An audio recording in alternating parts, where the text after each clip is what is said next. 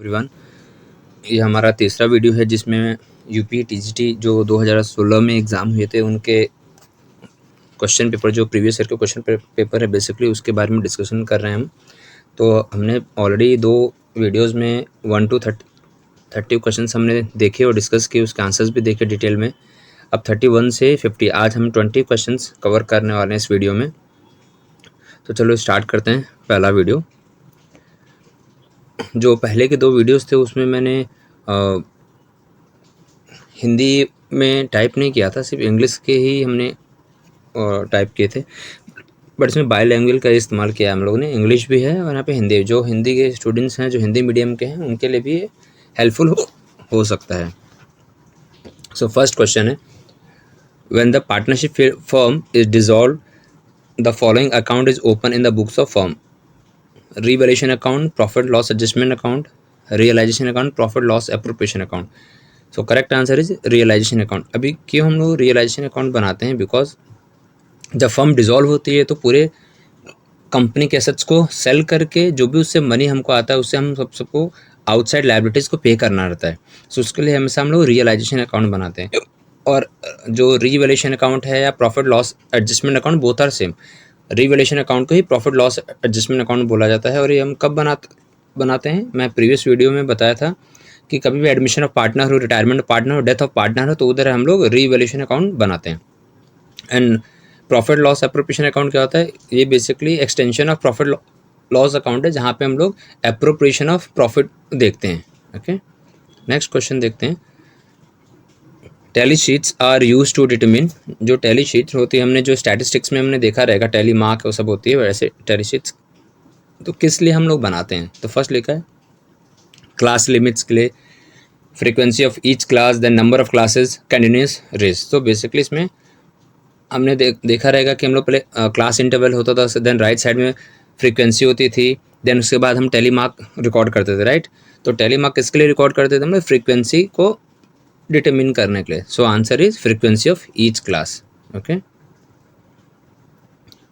Third question है, personal selling is not targeted towards. C, question में ही actually answer दिया हुआ है, इसमें लिखा पर्सनल सेलिंग। पर्सनल सेलिंग मतलब कि आमने सामने, 1 to 1 और या फेस टू फेस, राइट? सो इसमें लिखा है कि personal selling is not targeted towards, मतलब पर्सनल सेलिंग का मेन उद्देश्य क्या नहीं है इन सब में। तो लिखा है मास ऑडियंस, मतलब कि हम पर्सनल सेलिंग करते हैं 1 to 1 कस्टमर को कन्विंस करने के लिए, ना कि पूरे टोटल ऑडियंस को कन्विंस करने के लिए, राइट? तो जो पर्सनल सेलिंग है उसमें पर्सनल कांटेक्ट होता है, बिकॉज हम आमने सामने बैठ के बात करते हैं। देन 2 वे कम्युनिकेशन होता है, जिस कस्टमर से हम बात करते हैं वो अपनी ग्रीवेंसेज या जो भी प्रोडक्ट है उसके बारे में पूछते हैं, राइट? देन हमने कुछ भी प्रोडक्ट सेल किया या उसके बारे में कुछ भी हम बता रहे हैं तो उसको कुछ भी क्वेरीज होगी तो इमीडिएटली हमसे पूछ सकता है। तो quick feedback is also available, right? But mass audience के लिए personal selling is not at all applicable. Mass audience के लिए हम लोग एडवर्टाइजिंग करेंगे जो मास मीडिया हो, बेसिकली हो। सो पर्सनल सेलिंग हमेशा 1 to 1 होती है, तो mass audience is a not targeted towards personal selling. तो ये हमारा आंसर है 3। नेक्स्ट क्वेश्चन की तरफ बढ़ते हैं हम। Question number 4, accounting process does not include. Accounting process में इन सब में से क्या नहीं इंक्लूड होता है? तो पहले हमने ऑलरेडी देखा है कि रिकॉर्डिंग होता है, देन क्लासीफाइंग होता है, समराइजिंग होता है, राइट? बट सिंप्लीफाइंग हमने कहीं नहीं देखा। तो जो भी अकाउंटिंग के जो कैरेक्टरिस्टिक्स है, फीचर्स हैं, वो सारी बेसिकली हैं, रिकॉर्डिंग है, classifying and summarising, but simplifying नहीं है। तो आंसर क्या हमारा? Simplifying. Because the question asked is कि अकाउंटिंग प्रोसेस में इनमें से कौन सी चीज़ें नहीं है, तो उसमें जो D1 है सिंप्लीफाइंग, वो इसमें नहीं है।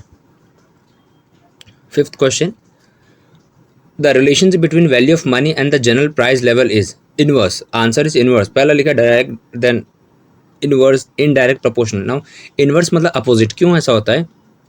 लिखा इसमें the relation between value of money and the general price. जो जनरल प्राइस लेवल अगर बढ़ता है तो वैल्यू ऑफ मनी क्या ऑटोमेटिकली कम हो जाती है।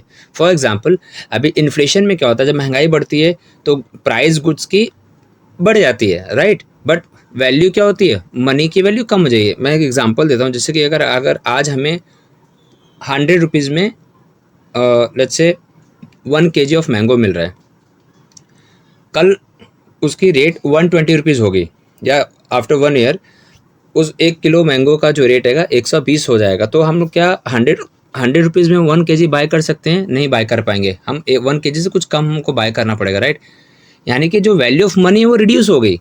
यानी कि जब भी प्राइस लेवल बढ़ता है तो वैल्यू ऑफ मनी क्या होती है? रिड्यूस होती है, यानी दोनों अपोजिट है। तो इनवर्स रिलेशनशिप है between value of money and general price level. Next question की तरफ बढ़ते हैं, देखते हैं 6th क्वेश्चन क्या है। Which of the following limits the power of credit creation by commercial bank? पहले लिखा है physical policy, banking laws, repo rate, business pessimism. So इसका आंसर है banking laws. Next question, total of 2 sides of account and to find out the difference is called totalling. Totalling तो हम लोग difference find out करने के लिए नहीं करते, राइट। दोनों साइड डेबिट और क्रेडिट को हम लोग खाली ऐड करते हैं, उसको बोलते हैं टोटलिंग। ट्रायल भी नहीं करते हम लोग।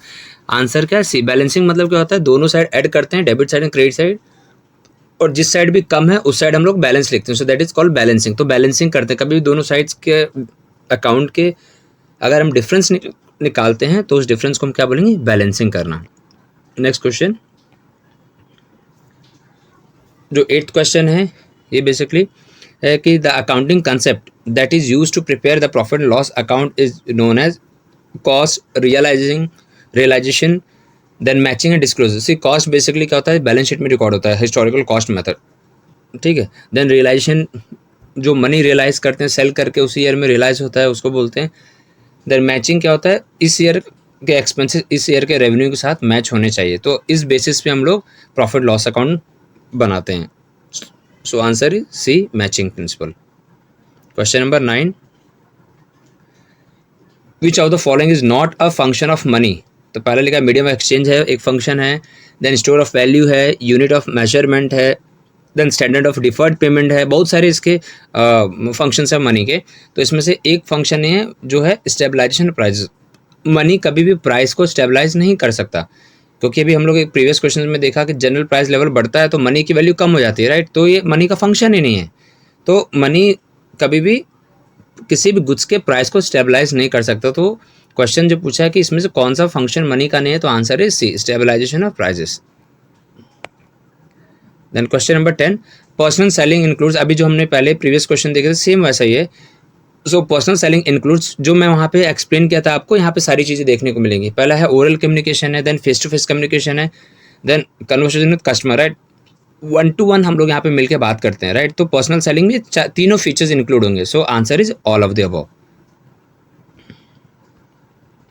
नेक्स्ट क्वेश्चन है, a journal entry in which 2 or more accounts are debited or credited is known as double entry, multi entry, addition entry. ये ऐसी एंट्री हमारे पास है ही नहीं, पहली बात हमने कभी सीखा ही नहीं। ऐसी होती क्या? कंपाउंड एंट्री और सिंपल एंट्री होती।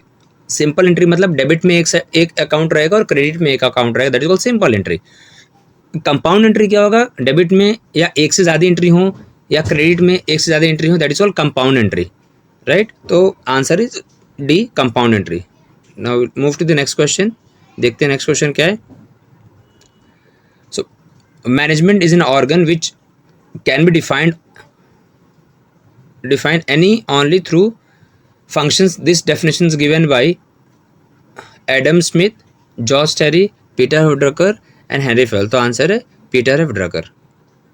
Next question 13, restricting competition is a unfair trade practices. जो रिस्ट्रिक्टिंग कॉम्पिटिशन है वो इनमें से क्या है? रिस्ट्रिक्टिंग मतलब कोई बाहर से दूसरा कोई सप्लायर या सेलर एंटर नहीं कर सकता बिजनेस में। तो लिखा unfair trade practices, monopolistic trade practices या रिस्ट्रिक्टिव ट्रेड प्रैक्टिसेस। तो रिस्ट्रिक्टिंग कंपटीशन में ये सारी की सारी तीनों पॉइंट्स आ जाएंगे। तो आंसर है all of the above. Next 14th question देखते हैं, the salary paid to a clerk Ramesh should be credited to. इसकी एक्चुअल एंट्री क्या होगी? रमेश को हम लोग दे रहे हैं सैलरी, राइट। तो लिखा है कि शुड बी क्रेडिटेड टू, क्या क्रेडिट होना चाहिए? हम क्या दे रहे हैं? सैलरी दे रहे हैं, किस में दे रहे हैं? कैश में दे रहे हैं। तो कैश क्रेडिट होगा क्योंकि what goes out according to real account, cash क्या होता है?